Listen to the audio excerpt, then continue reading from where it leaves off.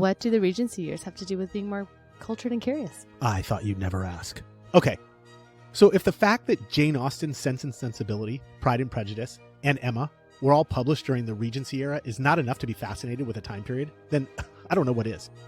It was a time that finally gave women voices outside of just marrying for status and allowed for women to finally just fall in love. Jane Austen quite literally led the way during the era of Romanticism in both the arts and literature, people. Then, how about the fact that Mary Shelley also wrote Frankenstein during the same period, or that Edgar Allan Poe started penning his most famous poems, or even that Ludwig van Beethoven was composing music like a madman already.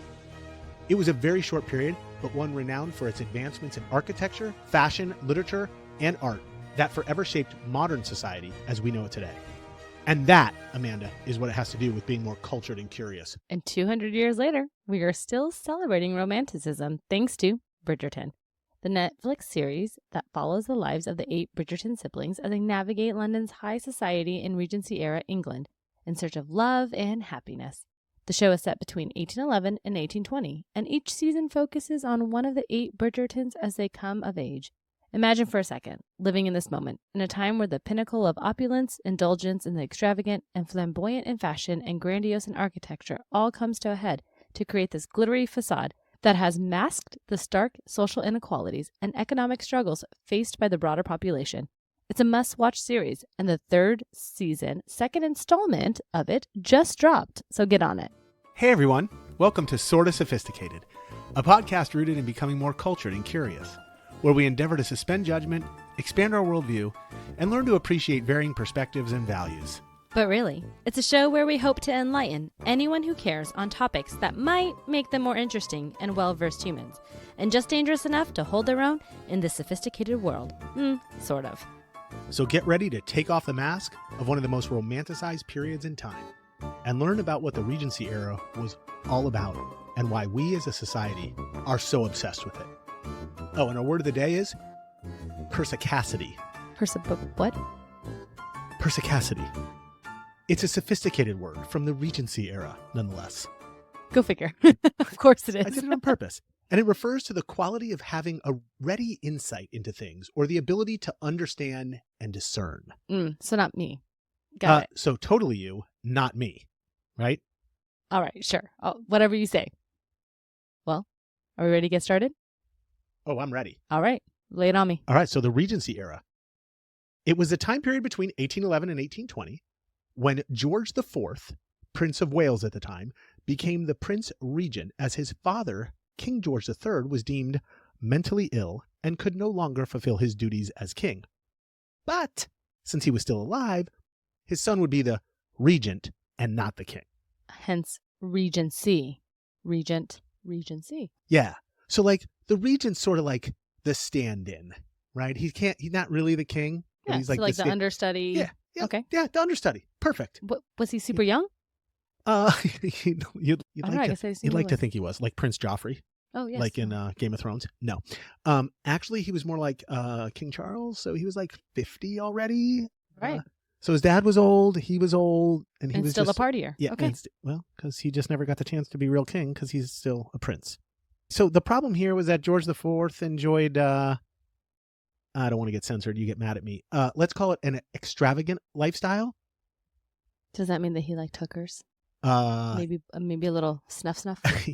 He loved his hookers. I don't know if they had snuff, but yes, you're absolutely right.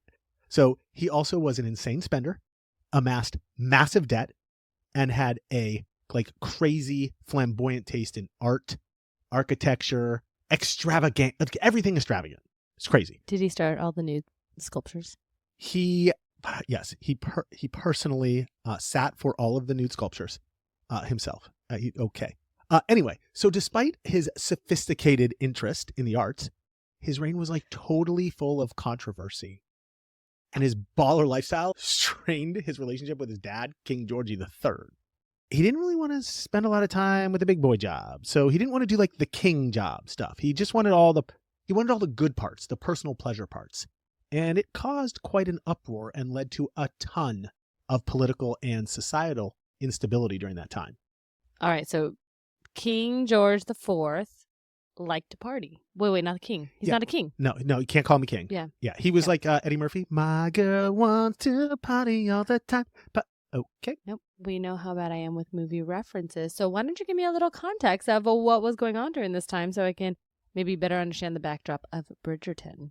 Because, I love Bridgerton. Did you know Bridgerton was also a book? It is. I read all of them. Oh, my God. I love you. And now I think the books are better than Netflix, but that's a whole nother conversation. We're not doing that in this podcast. We're just, okay. All but you do need to know the backdrop, I think. All right? Which I don't actually know. I'm going to give you some backdrop right now. Okay. So we know Prince Regent took over for King George III because he went batshit crazy.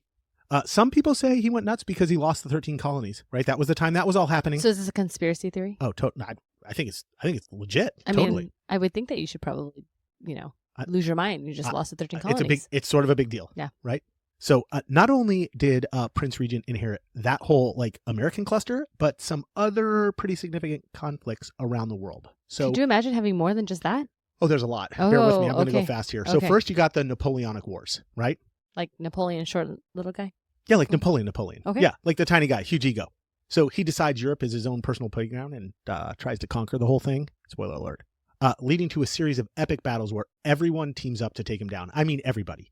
In the end, he learns that invading Russia in winter is kind of like challenging a polar bear to, I don't know, a snowball fight. Yeah, it ain't going to end well.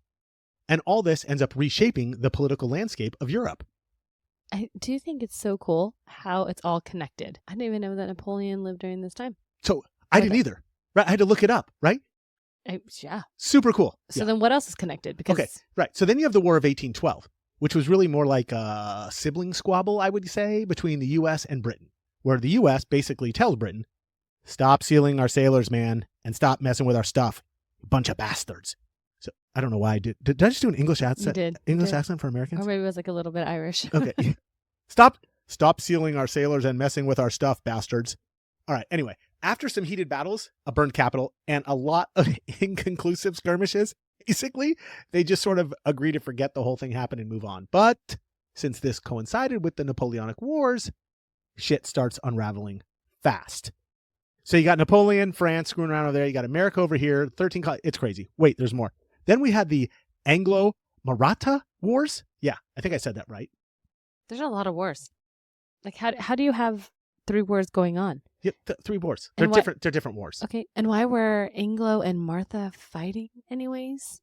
I mean, just relax, everybody. What are these ones about? Okay, so first of all, it's Anglo-Maratha, not Martha. And they were like a series of, let's call them neighborhood fights, where the British East India Company, the nosy new neighbor, kept picking fights with the Maratha Empire in India over who controlled the backyard. So after several rounds, the Marathas reluctantly give up their turf, and the British threw a massive housewarming party in India. Cricket. Right? I don't know. We're colonizing you. Here it happened. This is crazy the way this all comes together. Huh. Okay. And one more. If it's not enough crap already to deal with all that, you got Latin America. The Latin American Wars of Independence are happening. Seriously. So we have the French, the Americans, the Indians from India, not from America. And now we have Latinos. That's a lot of pissed off people. This one wasn't with the British, but it's important because it still affected Europe. This one was more like a massive block party where the Latin colonies were just tired of Spain and Portugal playing bossy landlords. So they decided to throw them out and declare themselves independent. Yeah. So after all these dramatic showdowns and heroic speeches, they finally told the old empire, adios, muchachitos. We're going to run our own fiesta now. So, hey, we're out. I guess this is really how European colonialism starts declining on good old George's watch. And then I'm assuming it's all downhill from here? Totally. Yep. All right. So basically, if I got this right, I'm going to pick up what you're putting down. Hopefully. Maybe a little bit. Let's see. Okay. So Britain needed a real king during this time. And instead they got a narcissistic egomaniac that was running the show. Perfect. Okay. You're listening. And a bunch of shit is going on all over the world. Bunch of shit everywhere. And he's not really showing any signs that he's in command or control. You nailed it.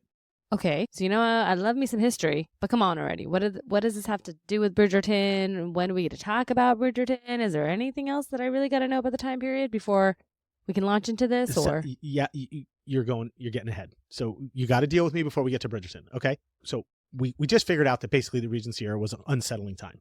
Britain was going through a shift of power from the old monarchy to the new parliament of elected officials.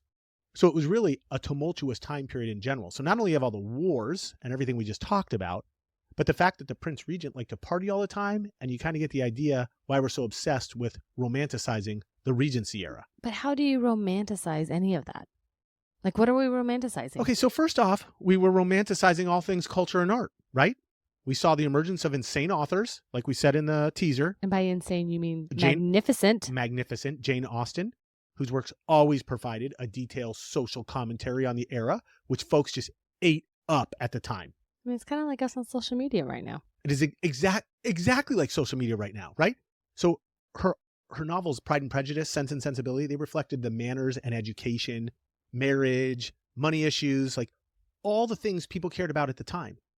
And then you had the fashion, particularly women's clothing, with its high waists and flowing lines. It represented a significant departure from the more rigid styles of the preceding Georgian period. So they were getting there. They're getting all sorts of fancy. The chicks was getting hotter. Right. And even the architecture and the buildings had a makeover. So architect John Nash, who's John Nash? Okay, only like the most famous architect in England, but I won't bore you. So he designs Regent's Park and Regent Street, known for its shopping and cultural influence. And anyone who was anyone was out and about showing off their latest style in the new downtown, thanks to Johnny Nash. I mean, conveniently named Regent's Park and Regent Street, huh? Conveniently. Okay. So, all right. The Industrial Revolution was in full swing, and innovation in technology, manufacturing, and transportation were massively changing the way people worked and lived. And the folks were loving it. Cities were growing, and social classes were emerging and separating. It was awesome. I mean, was it really awesome? But it's kind of like that Hamilton song, though, right?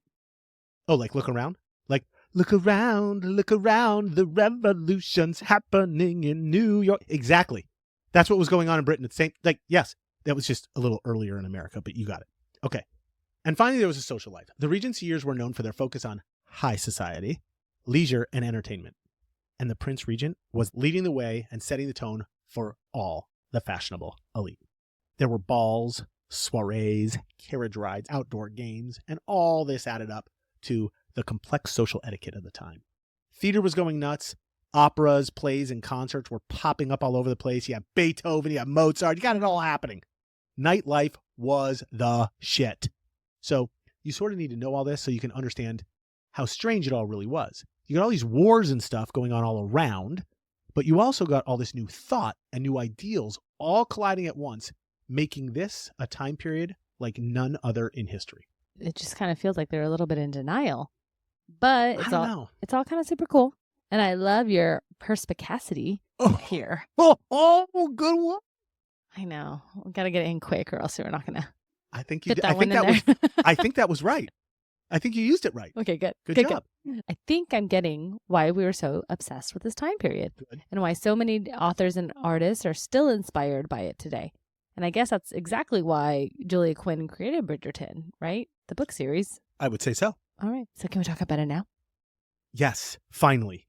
You can talk about it now. Okay, good. Go for it. Okay, so we already explained the gist of Bridgerton earlier. But personally, what I specifically love about the way it was written was like that it was written through the eyes of females wanting to marry for love instead of just status. Yes. Which, I mean, I know it's a whole romanticism, right? Yes. But the backdrop of the Regency era is what makes it so awesome because it sort of flies in the face of the expectation of the time. And that it's exactly what romanticism is all about in a nutshell. So I guess well done, Julia. So give me a little bit about how Julia used this time period to make her books that much more appealing to audiences today. Well, I thought you'd never ask. So first you got the romantic and glamorous appeal. The Regency period is often romanticized for its elegance and refinement. Like this podcast. Oh, nice shout out. Totally. So this era, with its beautiful fashion, grand balls, and strict social codes, totally provides the perfect backdrop for romance novels and high-stakes romantic entanglements, which, who are we kidding, are the central plot to all Quinn's novels. Yeah? Yep. Then you have the literary tradition that we already talked about in the teaser at the beginning. By setting her novels in this period, Quinn taps into sort of this well-established genre that readers find familiar and appealing thanks to authors like Jane Austen and the Bronte sisters. And this connection to classic literature, I'm certain that it enhances the interest in her stories. It has to. Then you have the social structure of the Regency period, with its classes, gender roles, and emphasis on marriage and inheritance. And so it provides a perfect backdrop for storytelling.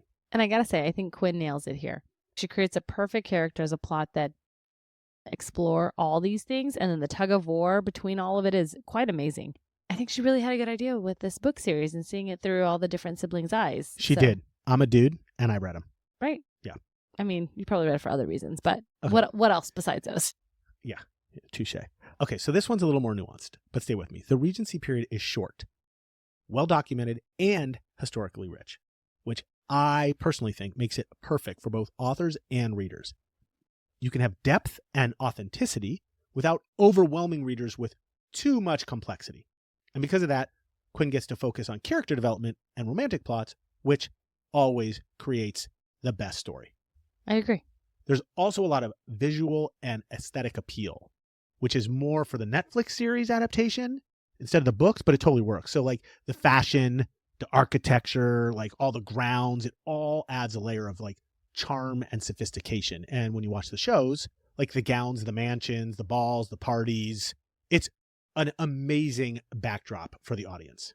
The books really do the same thing here, but I think visually the Netflix series brings it home. Totally brings it home. It's awesome. Yeah. So, and then finally, in my opinion, my humble opinion, I think she picked the era because it has series potential and everybody wants to like, draw it out.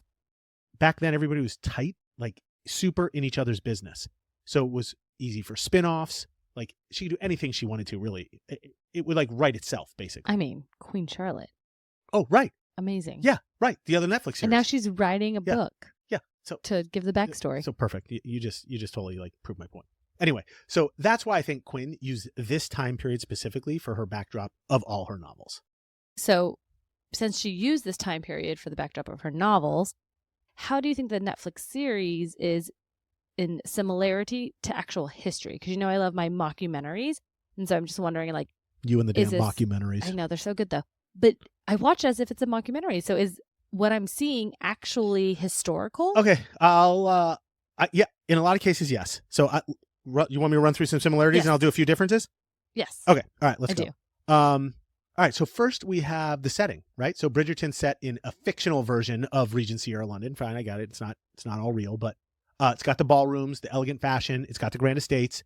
And I think it captures the glamour and sophistication of high society like really, really good during this time. I totally give it an A for setting. Okay, I agree with you here. And they use actual places. Yeah. They're using them. All right, second we have the social customs. Bridgerton does a good job depicting the strict social hierarchy with etiquette, expectations surrounding courtship and marriage, and just sort of family life in like upper class society in general, right? The debutante balls, arranged marriages, and even the scandals in the Netflix series were all part of the ongoings of the time. It's insane. And I can't even believe that all of that was true. All of those parts are like not the exact script writing, but all of the concepts, super true. I give it an A. All right. Third, you have the historical context. And this is the part where I love, but things go a little sideways in my opinion. Oh, why? So Bridgerton takes some creative liberties here, right? Well, I mean, of course. Right. I mean, it gotta make it interesting. You have to, right. It was inspired by the Regency era's political and cultural landscape, but not all of it was accurate because it would be like kind of boring if it was. Like it wasn't like super exciting all the time. So I think the writers did a good job building up some things to sort of make it more interesting. Overall, I'd give this like a B. They were pretty close. Well, what's one example of something that's not historically accurate? Well, the whole Queen Charlotte was in charge. I mean, it was really the Prince Regent we know. So they gave Queen Charlotte way more of a voice in this one. So that would be like a pretty darn good example. She's my favorite character, so I'm okay with this. So that's why I gave it a B because I loved it. Okay. Then we have the Diamond of the First Water. So in the Netflix series, it's the job of Queen Charlotte to name a debutante as the pick of the social season, the so-called Diamond of the First Water. Oh, I love this one. But tell me that this term was true. So I did a little Googling, and there's actually no historical evidence that this term was true. Oh, bummer. However, during this time, it was socially acceptable and pretty normal to, quote, mark certain women by the press of the day as beautiful or pretty, and their names would appear in the newspapers, and they would be written about and publicly celebrated, sort of becoming celebrities for the season. I mean, this kind of feels a little weird. Yeah, so fun fact, sometimes they were actually ranked with score sheets. So I'm going to say this one was pretty close. I'm going to give it an A-. Wait, isn't this what Mark Zuckerberg did before he created Facebook? What? It was called like Face Mash or something. Oh my God, yes, and it he was. Just, like compared women and guys would rate them. Yes. It's terrible. It's terrible. Yeah, I know. So basically, we've gotten nowhere in 200 years because we're still rating women. Just saying. I don't even know how to respond to that. Yes. You're right. And I apologize for all men. Okay. Fair. Can we move on? I'm uncomfortable. Yep. Go ahead. Okay. Next we have etiquette and protocol. So Bridgerton does a good job with etiquette, showing how it was like super rigorously observed, especially with this social season that we just talked about. It was totally true during that time period to decide which daughters were out in society and to decide how many dances one person could have with somebody else. Also, the way Queen Charlotte managed her actual court was super accurate because protocol was everything. She loved her tradition, man. I feel like the Brits just love their tradition. They totally do. They don't keep up with the times. But for as much as all this is pretty accurate, Bridgerton did take some liberties with the whole idea of, like I said, Queen Charlotte, like handling the matchmaking, starting scandals and all that stuff. So B+. Okay, give it B+. Okay, well, we're talking about Queen Charlotte. I just have one question. What? Zebras? Zebras? Zebras. Oh, yeah. Isn't that how they say it? They don't say zebra. They say zebra. They do. They say zebras. So, yeah, I looked it up. So she really did have a bunch of zebras. And fun fact, the zebra was a super important symbol in the late Georgian court. Huh. So she got her first one in 1762 as a wedding present, like a wedding gift, and kept it in a paddock in Buckingham House, which George III had bought for her, and later became known as, of course, the famous Buckingham Palace. So the zebra was a perfect A+. Oh, so accurate. Totally accurate, yes. Also, yeah, I think that zebra was pretty lonely. It was the only zebra. And why a zebra? Anyways, I so don't many know. questions. I don't know so any many of questions. it. Right. Okay, sorry. But it was super accurate. So I digress. And then there was the outdoor game they always played called Pall Mall, which was really just croquet. You know, like the lawn game where you hit the ball around in the grass, like with the wooden mallet. Croquet. I don't know why they didn't call it croquet. They called it Pall Mall. I mean, it's really fun to watch them in the show. Yeah, it was featured a ton in the second season. Anyway, totally accurate. Big game. Super social. I give it an A. All right. Okay, but seriously, how many more of these do you have? Because really all I want to know is, was Lady Whistledown real? Or at least the idea of publishing gossip in the local paper. Please tell me it was. So, sorta. Oh. Yeah, so, no, this is all right. It is true that magazines back then ran series that exposed romances and, like, specifically adulteries and scandals. But the difference here is that in real life, their identities were more, like, disguised, right? Like, loosely disguised. What? Loosely? I mean, how can you be loosely disguised? They obviously knew who you were talking about. Well, it was so small, right? So conjecture. But yes, I think most likely that was the point because it was just a way to get around libel laws back then. So there would have been no point in them writing these things anyway about people if the general public didn't know who they were. So I'm pretty sure they knew who they were talking about. They just had to disguise it. And in the Netflix series, they don't disguise it. So that's the only difference. So I'm giving it a B+. Like, it legitimately happened, just a little different. I mean, I'm going to go A- because you got to love Lady Whistledown. I'll give it an A-. I could be swayed. All right. And then my last one, but like certainly not least, was fashion, dude. Like, this is the reason you watch, right? They nailed it. Okay. They nailed it, right? Okay. So let me buzz through a few. So the Empire silhouette dresses that all the ladies wore with the high waist that flowed super loosely over the body, perfect hallmark of the time. The pastel colors, all the fabrics, spot on. The silk, the chiffon, and the lace, they were all used with their baby blues and pinks and lavenders. And then they had the gloves, the bonnets, the hair, all super popular during the time.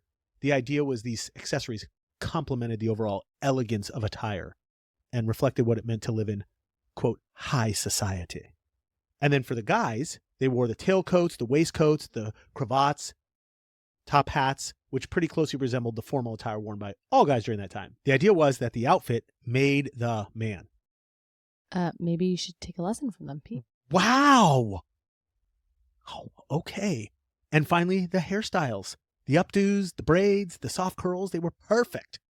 Probably because those things are the easiest to copy since we knew exactly what they all looked like. All right, so I'm hearing two things. One, if you're totally into fashion, you should watch it just for the fashion alone. Yes. And second, whoever does their wardrobe and makeup needs a huge raise. I think they make $1 million already. I don't think they do. That'd be great if they did, but I don't think they do. But they look awesome. So there you go. That's the reason to watch. So that was a long list of similarities. Sorry, you asked. I did. So just to clarify, we do think the Netflix series did the Regency era justice. Nailed it. But I'm sure that there's got to be some differences. Oh, there's differences. Was the list short? Chill out, dude. I have like 3. Okay. Good. I didn't realize you got like. Well, because if you tell me there's a lot of differences. I thought you loved this. Okay, no, like whatever. If there's a lot of differences, there's then not a lot of differences. It would change, right? My perception of the series. Not a lot of differences. Because then they missed the mark. We're good. Good. Not a lot. Okay. So first we're going to start with D&I, diversity and inclusion. So there is no way back then that there would have been this many people of color running around in high society Britain. Sorry, just wouldn't have happened. They were all white. And I think Bridgerton did a great job incorporating a massively diverse cast, including people of color in prominent roles, which differs a lot from what was really going on back then. So good job, Shondaland, for intentionally reimagining history to reflect a more inclusive representation. A+. I agree. Yeah. I will also say it's not just people of color that they're including in the representation. Women everywhere. Women, but also disabilities. Yeah. The newest one, there is somebody in a wheelchair. I love it. Yeah. Oh, and sign language. Yes. Yeah. So they're really expanding past just the people of color. Okay. Well, then that's cool. the reason to watch. Let's go. All right. So second, we just have the general, I don't know, I'll call them modern sensibilities. What is that? Yeah. So the Netflix series really has no choice but to incorporate like modern attitudes and like modern language, which would appeal to our audiences today. Like they couldn't talk like back then. It wouldn't sound as good. They kind of do. A little bit, right? To some degree. Is it more about like the music? It's a lot of the music, but even the dialogue, like they're really gearing it towards people today. Oh, interesting. I don't know if I caught on to the actual dialogue. Yeah. But the music, there's a total modern twist to it all. Yeah, they play today's songs, but classically. And listen with a different ear and you'll see what I mean. It would be harder to follow if they were really using the appropriate language. Like they're not using like then. The and thy. No, got it. No way. So that's, again, you have to do it. If we want people to watch, they gotta adjust. And I think these gotta make it a fun mockumentary. Even though there are differences, I think they're excellent, like super excellently done, if that's even like a thing. Yep. Okay. And finally, you have the king and queen in Bridgerton versus the Prince Regent. Oh, yeah. We talked about it a little bit earlier. Yeah. So the king and queen at the time were set as King George III and Queen Charlotte. However, if you were listening earlier, George III was not actually ruling. So anyway, his son George IV was. But Bridgerton decided to use Queen Charlotte at the center of the drama, which I think was brilliant for trying to break boundaries and have more women playing prominent roles, but not historically accurate. All right. So I get we have a few differences here. And I think they're all totally necessary and actually add to the reason why people are so attracted. I completely agree. To the Netflix series. Yep. Look, at the end of the day, it helps people learn a little something about history, like we always say, while still being able to enjoy a fun story all the way around. Like, it brings history to life. This is what you and I love. I do. So I love it. I know there's purists out there that like get pissed, but this is kind of the reason for our podcast too. Like we want to like make things relevant for folks today. We do. Yeah. And how else to make things relevant? Got some fun facts for me? These are just the quick things that I use when I'm talking to people in real life. I have gotten a lot better at this now, so I'm loaded. I'm ready to go. Let's go. We're ready. Okay. Number 1, during the Regency era, Napoleon Bonaparte. Okay, for the record, didn't know he had a last name. Yeah, Bonaparte. Mm-hmm. Bonaparte was exiled to the island of Elba in 1814 after his defeat in the Napoleonic Wars. But what many people don't know is that he famously escaped and briefly regained power for 100 days before being defeated again at the Battle of Waterloo by British and Prussian forces. He just wouldn't stay down. Wouldn't go away. And it was called the period of 100 days when he like totally escaped, literally right past the guards. It was amazing. Okay. Number 2, during the Regency era, they didn't have indoor plumbing, of course. So instead they used chamber pots to go potty. Makes sense. Yes. But I bet you didn't know that when the ladies were all dressed up in their garb, it was way too complicated. So they used a portable urinal called a bordeloo, which could be tucked under their skirts. when they needed to go. I just can't even imagine. Yeah, so there's I like can't they're just walking imagine. around, and then like one of their like servants or something's like, hey, and they just put it down, then just pee Yeah, right in front of everyone. This is fantastic No. and No. super convenient. No. No. I want No, to board. Peter. No. No. Okay, No. I want to board a loo. Okay, number 3. You can board a loo anywhere. Oh, yeah, but not like right here in front of you right now. It would be amazing if I could go right now. Then you'd have to wear a big dress. Oh, then maybe I will for our next episode. Okay. Number 3. Some men wore corsets, as Prince Regent made it fashionable to wear them. And many men, of course, would want to follow his lead so they could be all cool. It was thought that he wore them to show off his shoulders and legs.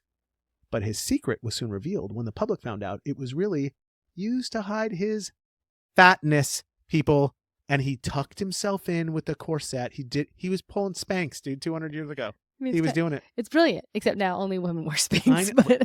But He was doing it. All right.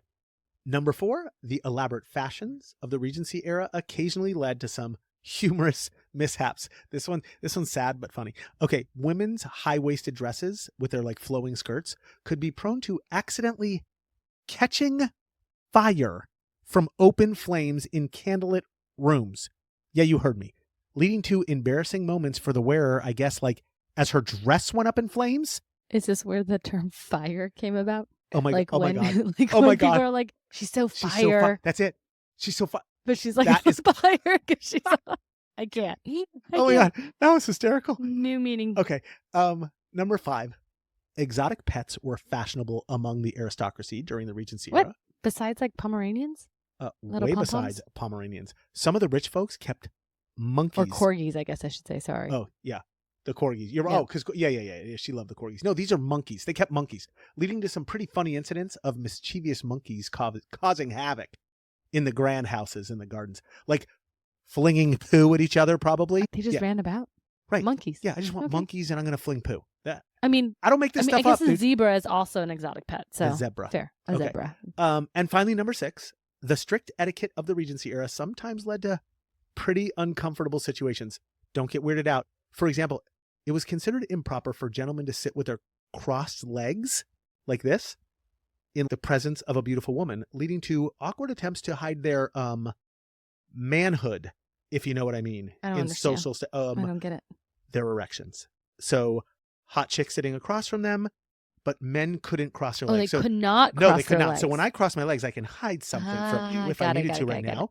If I couldn't cross my legs, you would be looking at me very funny. And so it's inappropriate to cross your legs. So they just sat there. They just sat there and it would Okay. just show. And yeah. Well, why don't we wrap this up on that Let's note? do it. So the Regency years were like Britain's awkward but fabulously dressed teenage phase. Yeah? Exactly. Okay. And Prince Georgie Boy partied hard while his dad, George III, was benched because he was mad. He was totally mad. Think Jane Austen meets a Napoleonic reality TV show? Exactly. Okay. Exactly. So it's complete with dashing dukes, scandalous affairs, and the occasional epic battle. You are a perfect understudy. Job well done. I was listening this time because I was thoroughly interested. So it's a time when people got fancy with their fashion and even fancier with their drama. Here's the part of the episode, Pete, where you got to give me the elevator pitch in 2 minutes or less. What do I need to remember so I can share with others? All right. Here we go. If you don't remember anything, at least do this much. First, watch Bridgerton Season 3 on Netflix, or better yet, read the novels. Second, at your next happy hour, be sure to ask someone what they're binging or reading. Third, listen and care about what they say for a minute and maybe ask a few legit questions. Fourth, wait for a pause in the convo. Timing is everything, people. And tell them you just finished watching Bridgerton Season 3, a series set during the Regency era in London, focused on the affluent Bridgerton family's 8 close-knit siblings and their widowed mother as they manage their way through various romantic entanglements and societal changes. Not about the sex. It's totally about the sex. But in a professional setting, you may not want to lead with that one. That's true. And finally, share these interesting and relevant details to seem sort of sophisticated. First, the Regency years dated from 1811 to 1820, a short but very complex time in our history. Second, many famous authors wrote historic novels and poems during this time, most notably Jane Austen, Lord Byron, Walter Scott, Charles Dickens, and Charlotte Bronte. Third, Regency fashion was characterized by elegant high-waisted dresses for women and tailored dandyish attire for men. And corsets. And corsets. Architecturally, it was marked by the development of the neoclassical style, seen in iconic buildings and terraces in cities like London and Bath. Fourth, the era was also known for its refined manners, social etiquette, and the emergence of the new social institutions such as exclusive clubs and high society events. Keeping the rich with the rich and the poor with the poor. It was happening. It was happening all the way back then. And finally, King George was a nutbag, Queen Charlotte brought the Christmas tree to England, and the Prince Regent himself was notorious for eating and drinking like a pig and partying all the time, earning him the unflattering nickname Prinny, and making him a frequent subject of satire and ridicule. I love how you always give me a fun fact at the end. Right? I know. She It's brought like I the have to Christmas tree to listen. England. She brought it from Germany to England. It didn't exist. Oh my gosh, I love it. I know. And there you have it, dear listeners. That wraps up our jaunt through the Regency years, a time when fashion was tight, morals were loose, and the Prince Regent's waistline was ever expanding. If you ever find yourself transported back in time, remember, always carry a fan for those swoon-worthy moments. Practice your scandalized gasp for high society gossip, and maybe pack an extra pair of breeches, because you never know when they'll split from all those waltzes and pastries. We'd like to think we've shared just enough information to make you either a flaming nuisance or a bit more sophisticated to your fellow humans. Sort of. Until next time, keep your gossip flowing and your corsets tied. If you enjoyed this episode and found it particularly interesting, don't forget to subscribe, leave a review, and share with your peeps. Until next time, stay curious and stay inspired.